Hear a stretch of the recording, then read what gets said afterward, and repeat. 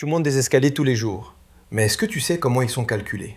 Parce que dans le bâtiment, un escalier raté, c'est dangereux. Un escalier bien conçu, c'est une question de formule, de vocabulaire et de précision.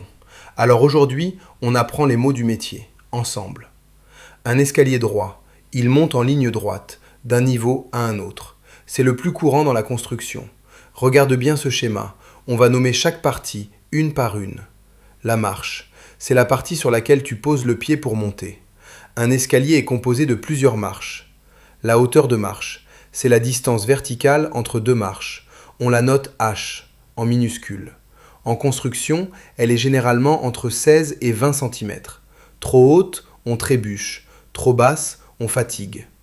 Le giron, c'est la profondeur d'une marche, la distance sur laquelle tu poses ton pied. On le note grand G, en général entre 25 et 32 cm. Trop petit, ton pied dépasse et tu risques de glisser. La contre-marche, c'est la partie verticale, entre deux marches. Elle ferme l'espace sous chaque marche. Attention, certains escaliers n'ont pas de contre-marche. On les appelle des escaliers à claire-voie.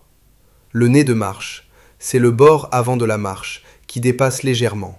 Il peut être arrondi, carré ou avec un profil antidérapant. C'est un élément de sécurité important. La paillasse, c'est la dalle en béton inclinée qui supporte les marches. C'est le squelette de l'escalier, ce qu'on coule en premier avec le coffrage. Sans la paillasse, pas d'escalier. La hauteur à franchir, attention, ce n'est pas la hauteur totale de l'escalier. C'est la hauteur libre disponible au-dessus de l'escalier, c'est-à-dire l'espace entre le sol et le plancher ou l'obstacle qui est au-dessus. On la note H, en majuscule. Elle détermine combien de marches peuvent tenir sans qu'on se cogne la tête. L'échappée, c'est la hauteur libre au-dessus de ta tête quand tu montes l'escalier. Elle doit être suffisante pour passer sans se cogner. En règle générale, au moins 1,90 m. Si l'échappée est trop petite, l'escalier est non conforme, même s'il est bien construit. La ligne de foulée, c'est la ligne imaginaire que tu suis quand tu montes l'escalier. Pour un escalier droit, elle est au centre des marches.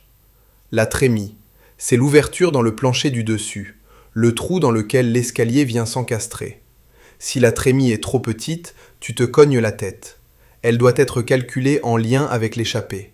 Attention, trémie réalisée sur un plancher doit être protégée pour éviter de tomber. Voilà, regarde le schéma complet, tous les mots sont là. Pause la vidéo maintenant, essaie de les retrouver sans regarder.